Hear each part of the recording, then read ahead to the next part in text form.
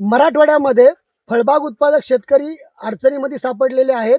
रोगांमुळे शेतकऱ्यांच्या बागा उद्ध्वस्त होत आहेत. हिंगोली जिल्ह्यामध्ये देखील संत्रा उत्पादक शेतकरी मोठ्या संकटामध्ये सापडलेला आहे. कारण काय हे आपण शोधूयात.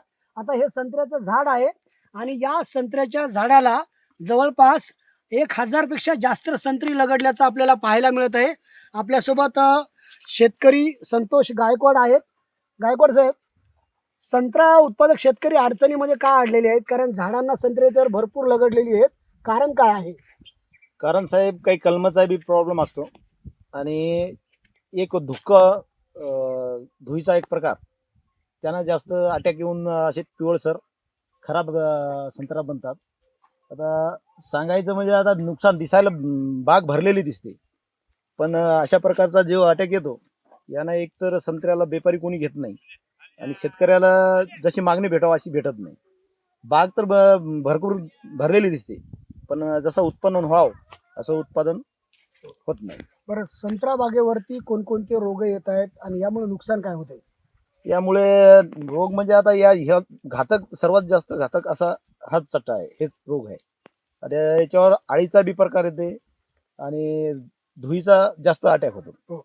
पण अशा कठीण परिस्थितीमध्ये शासनाचे जे कृषी सहाय्यक आहेत, तालुका कृषी अधिकारी आहेत किंवा कृषी विज्ञान केंद्राचे काही शास्त्रज्ञ आहेत, ते कधी तुमच्या बांधावरती येतात का?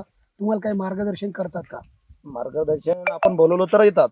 मार्गदर्शन करून बी याचा काही मोबदला जे भेटायचा असं काही भेटत नाही. बोलवल्यावर ते येतात, प्लॉट बघतात. शेवटचा प्रश्न आहे, तुम्हाला सरकारकडे तुमची मागणी काय आहे? विशेष म्हणजे फळबाग उत्पादक शेतकऱ्यांची सरकारकडे काय मागणी आहे? तसं बागायतीचं जर झालं, बागायती बी ना बाकी बी शेतामधले पीक आहेत, सरकारकडे मागणी हीच की हमी भाव, या हमी भावाप्रमाणे जर असलं तर शेतकऱ्याला भरपूर मदत होईल. फळांना कसा हमी भाव द्यायचा? फळांना आता एक झाड जवळपास 4 ते 5 हजार रुपये झाड जायला पाहिजे प्रति. आता कॅरेट म्हणलं तर 1000-1500 रुपये. पण सरकार कसं खरेदी करेल फळ? सरकार आता शेतकऱ्याच्या मागण्या फक्त हमी भाव द्यायला पाहिजे सरकारला. ओके, तर हे फळबाग उत्पादक शेतकरी होते. वेगवेगळ्या रोगांचा प्रादुर्भाव झाला आणि त्यामुळं ही अशी जी झाडं लगडलेली आहेत ती आता पूर्णपणे या ठिकाणी नष्ट होत आहे. आणि त्याला कारण ठरलंय अचानक वातावरणामध्ये बदल झाला, धुके पडले आणि त्यामुळं ही सगळी जी संत्री आहेत ही अशा पद्धतीनं या ठिकाणी सडलेली आहेत. आता हा संत्रा जो आहे तो तुम्हाला दिसताना खूप म्हणजे पूर्णपणे भरल्यासारखा दिसत असेल. तुम्हाला असं वाटत असेल की तो विक्री होतोय, काही दिवसात विक्री होणार आहे, परंतु परिस्थिती वेगळी आहे. हा संत्रा माझ्या माहितीप्रमाणे जवळपास 2 छटाक असेल, 100 ते 150-200 ग्राम. परंतु हा संत्रा किमान अर्धा पाव त्यापेक्षा अधिक वजनाचा होणार होता.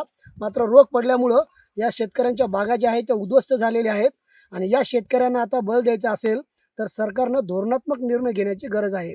संदीप नागरे, साम टीव्ही न्यूज, हिंगोली. देश विदेशातील प्रत्येक घडामोडींचे लाईव्ह अपडेट मिळवण्यासाठी आता साम टीव्हीच्या सर्व सोशल मीडिया प्लॅटफॉर्मला लाईक, फॉलो आणि सबस्क्राईब करा. तसंच सर्व नोटिफिकेशनसाठी बेल आयकॉन प्रेस करायला विसरू नका.